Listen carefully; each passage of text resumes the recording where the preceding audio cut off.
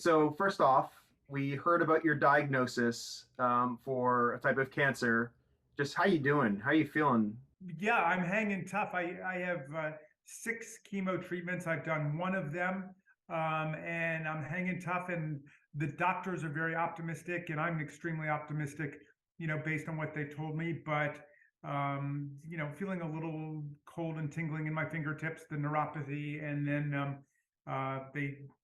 they're assuring me my hair is going to fall out, and it's starting to, you know, starting to feel a little thin and brittle.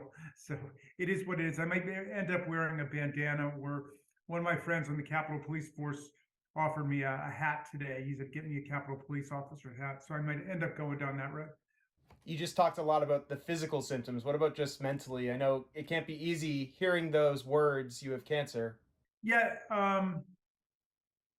yeah. I mean, it's obviously a heavy thing for a family to hear that. Um, but the good news is that the kind of cancer that I've got, which is a diffuse large B cell lymphoma, is extremely treatable. They say it's curable, and they found it early in my case at stage 2. So they're very optimistic, and I'm very optimistic, and I really obviously hope, but I plan on getting through this.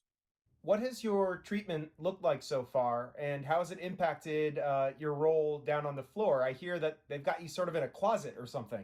Well, yeah, the main problem is that I'm immunocompromised because when you do chemo, it destroys your white blood cells, and so your immunities are way down. So um, I'm not able to be out on the floor with all the other members for an extended period of time, which means that last week when we were there for whatever 60 or 70 hours, I was in a little office off of the floor, and then I would come in for 5 or 10 minutes to vote, and that's tough for a natural born political extrovert like me, because I wanted to hang out with my colleagues, but I just ended up tweeting a lot. I'll go right to that. What was it like last week? I know you didn't quite have a firsthand view. You had the room adjacent firsthand room. Yeah, I mean, um, well, I think that as time went on, the magnitude of the dysfunction began to settle in on people, because here we were taking up huge amount of time, huge amount of energy of the Congress for what has been for a century a very simple task, which is electing the speaker based on the person who's won in their caucus. But because of the dysfunction in the Republican conference, they forced McCarthy to 15 different votes, and he had to just give the store away on his path to assembling a majority. And it was just a lot of chaos and a lot of dysfunction that we had to live with. And I think it was a pretty shocking thing for a lot of our new colleagues who just got elected to see. And I want to talk some politics with you, but first, just to return to your cancer diagnosis. I mean, it's been a tough couple of years for you. You had the loss of your son, and then the heaviness of January 6th, and now this. I mean, what's been your emotional state over this time? And has it made you want to stay in politics more or more likely to get out? No, no, I'm in it for the long haul, man. I'm very committed to doing those things that I originally ran on in terms of strengthening democracy and voting rights. And we obviously have democracy under attack all over the world, from Russia's brutal invasion of Ukraine to the assault on voting rights and political freedoms in lots of societies, including ours. So I feel extremely passionate and devoted to this work, and I obviously carry the memory and spirit of my son Tommy with me in this work. He was somebody who was a great champion of human rights and political freedom and animal rights as well. And so I've made that part of my mission. Um, and You look, well, we had a great Congress in the last Congress in terms of the investment in infrastructure, $1.2 trillion investment in the roads and the highways and the subways and the ports and the airports and broadband in the rural areas and so on.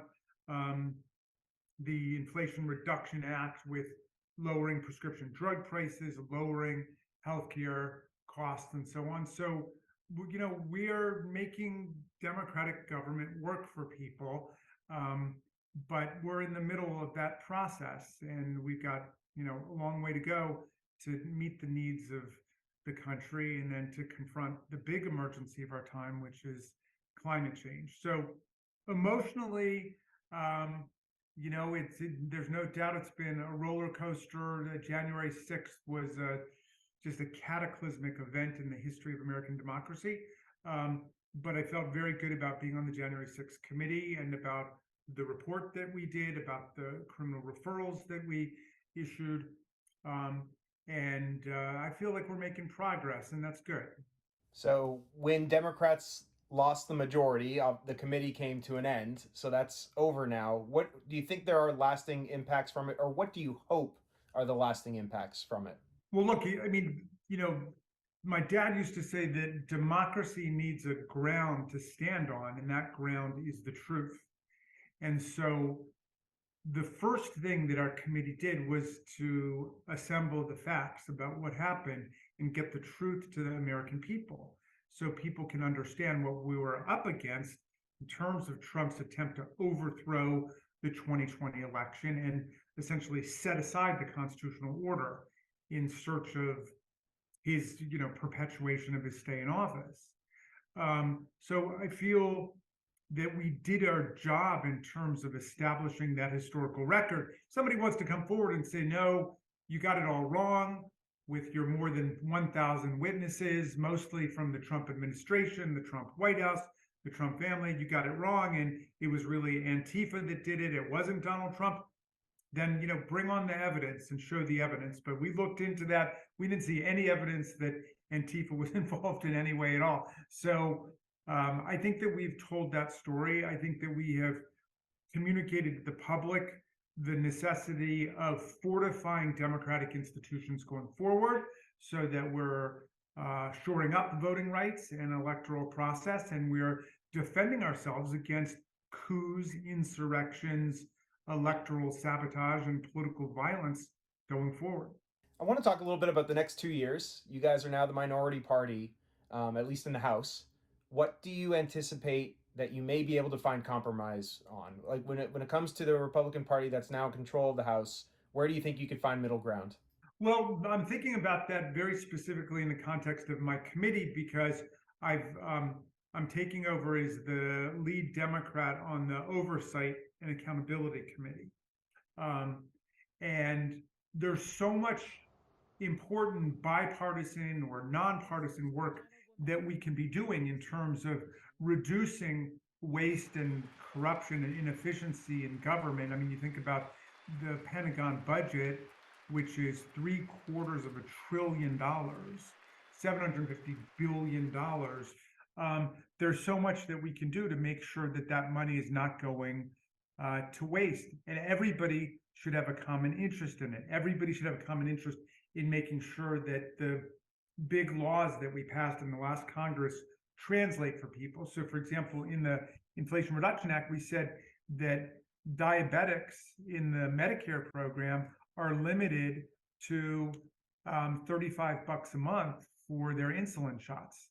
That's a life-saving measure that's going to save thousands of dollars for people with diabetes, and it's going to make sure that people are not rationing their care. But we need to make sure that that promise on paper actually translates and is making it to the population of millions of people with diabetes in the country. So that's the kind of oversight we should be doing. But instead, my colleagues across the aisle are promising that we are just going to be hearing more about Russiagate or Hunter Biden and his laptop computer and all that kind of stuff. And I don't think that that is an effective use of the resources of Congress to do oversight to make sure that the public is getting the benefit of our public programs and our tax dollars. So two things on that committee. First off, does statehood legislation come through that committee? Oversight? Yes. Yes. So it seems unlikely that that would pass in the House with a Republican majority. To get really deep in the weeds here, what are your thoughts on retrocession, which would be Maryland taking back DC? Right. Well, so on DC statehood, the good news for champions of DC statehood is that the House of Representatives has now passed it twice. And that was something that was considered impossible 5 or 10 years ago. And now it's passed twice in the House of Representatives. And um, every member of my party voted for it. Um, so now we've lost control very narrowly in the House, so it's not going to be on the agenda for 2 years. But the Senate could pass it if they get the same kind of um, overwhelming unanimous support on the Democratic side that we got on the House side. But I think people are recognizing that statehood is the major mechanism by which people achieve political parity and equality in American society. I mean, we started with 13 states, we've added 37 states. The vast majority of Americans live in states that were admitted after the original Compact of 13 was formed. So there's nothing weird or unusual about adding new states to the Union. The people who live in Washington, D.C., 713,000 of them, are the only residents of a national capital on planet Earth who are not represented in their own legislature. Unlike the people who stormed the Capitol on January 6, 2021, and beat the hell out of our police officers and tried to kill them and speared people with Trump flags and Confederate battle flags and American flags, the people of Washington have a real political grievance, a valid political grievance. They're disenfranchised, they're fully taxed, they're drafted, but they're not represented. And the people of Washington have not stormed the Capitol. They have not attacked our officers. They've not turned violent. But they are seeking admission as a state. And I think that Congress should act as quickly as possible to approve their petition. And we're in a similar situation with the people of Puerto Rico. 3.5 million American citizens there who are completely disenfranchised.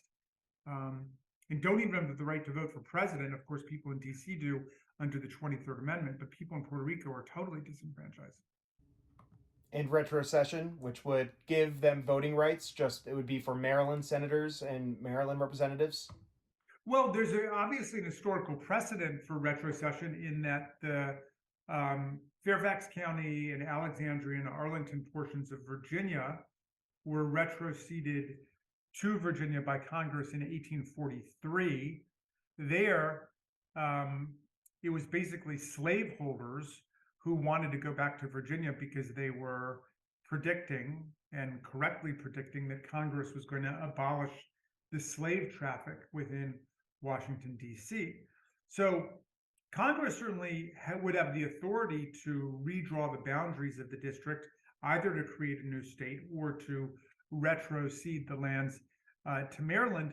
The only thing is that the people of Washington haven't asked for that. The people of Maryland haven't acted on it. And there are lots of states that used to be part of other states. For example, West Virginia used to be part of Virginia. Tennessee used to be part of Virginia.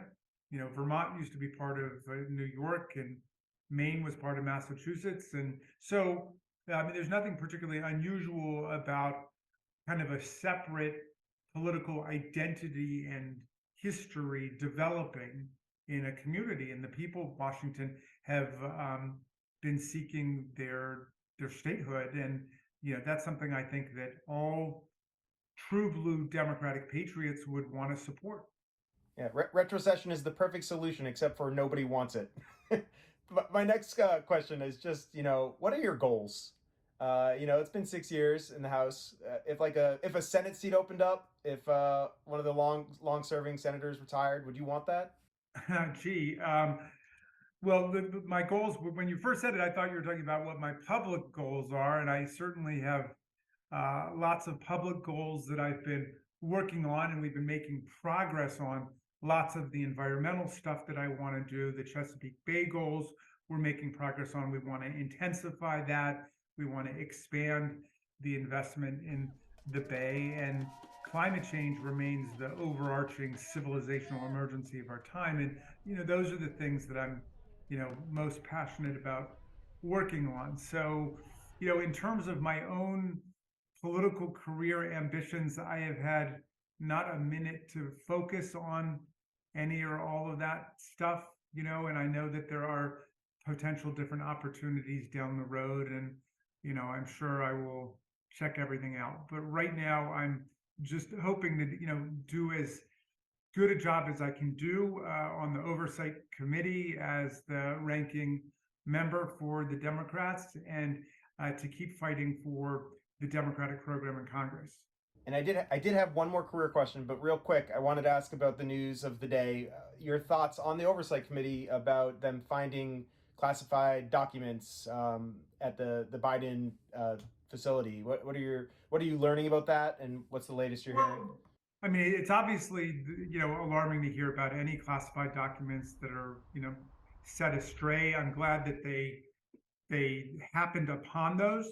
They found them. It was a handful of documents, and they did the right thing and they returned them immediately.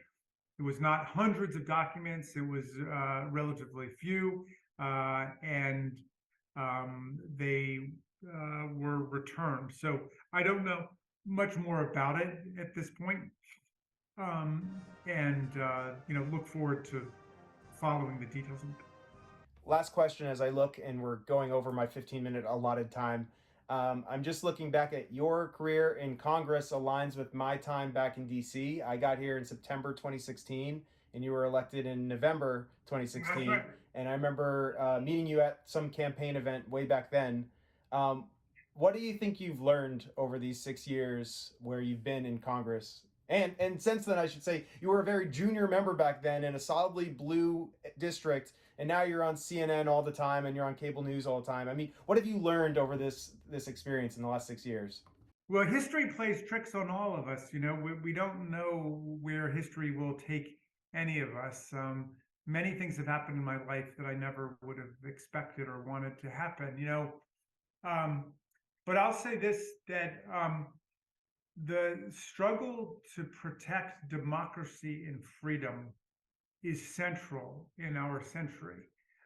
We have autocratic regimes like Putin in Russia and Orban in Hungary and Xi in China and Bolsonaro in Brazil and Marcos in the Philippines. And, um, you know, you just go down the list, okay? They're the autocrats, the dictators, the bullies are on the march, and they believe that democracy can't survive, um, because of climate change, because of immigration, um, because authoritarianism and racism and anti-Semitism really have to be the standard for what humanity can expect. So the struggle to defend democracy and make it work for people, the struggle to defend freedom and the Constitution are absolutely central to politics in our century. And so um, I feel like I'm in the right place for myself. Sometimes people say, "Do you miss teaching constitutional law?" Um, I do miss being with students, but I also say, I'm still teaching constitutional law. They don't always get it, but I'm still teaching constitutional law. And I feel like I'm in the right place in terms of articulating the kinds of values that we need to hold fast to as a society so that America will continue to be the world's greatest multiracial, multi-ethnic, multi-religious constitutional democracy, the envy of the world. I mean, that's what we have been, and that's what we need to be. And we need to be a leader for democracy. We need to be a leader for freedom, and we need to be a leader in the fight against climate change to save humanity. So I feel very bound up in that process right now. Okay, well, I appreciate your time. I wish you the best of luck with your treatment. I hope all goes well, and thank you for making the time. Evan, thank you very much.